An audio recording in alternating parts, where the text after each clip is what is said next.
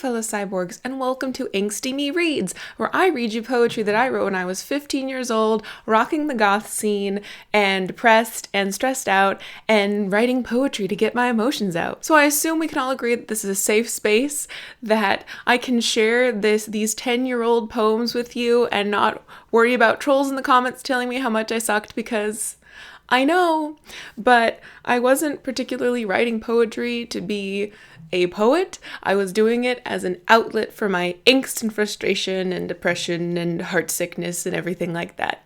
So I hope you enjoy, and let's get into the first poem. This is entitled Immortal Mate and was written on the 30th of March, 2005. I have cried so many times, wishing for not lonely nights, just about to end the search for you, my one true love. Who would have guessed I'd find you here, in rooms of uncertainty, unclear? How could this be real? You love me. You love me. While living in the dark, I found you in the light. While wishing for death, you gave me life. Why must you be dead? Why must you be dead? Why must I die to keep you here? When you brought me here, it was our first night, and you were feeding. Oh, you were feeding. You. Feeding. As a 15-year-old goth Amanda scholar, I have noticed in a lot of her poems this theme of vampires. We can attribute that probably to the Twilight craze or the pre-Twilight craze that happened after Twilight came out in 2004, 2005, something like that. The facts say that she read Twilight about 4 times and had to replace her hardback copy because the binding was coming undone.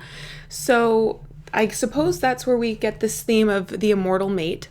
Now, you may notice a completely different tone in the first half of the poem versus the second half, where she feels redeemed by this immortal mate, but then comes to realize the horror of his vampire state, which is actually unusual for most of Amanda's poetry. Most of the time, she idolized the vampiric state of immortality, youth, beauty, especially in the mythology where when you become a vampire, you become like the finest form of yourself. And having struggled with being overweight as a teenager and being very sensitive to that vampire immortality and beautifulness would appeal to her very much.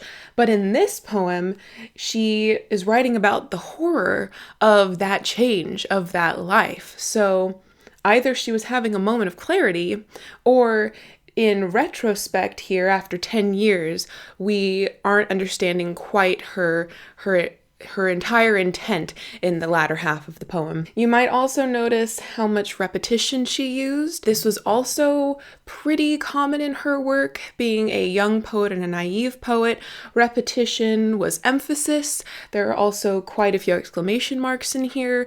So being unable to put across her feelings using proper language or stylistic themes, she uses the more greenhorn methods as repetition and using of exclamation marks. There you go. So there's the bit of analysis for Immortal Mate. Yeah, okay. So there you go. There was a poem from when I was 15, and you got a bit of backstory about me as well.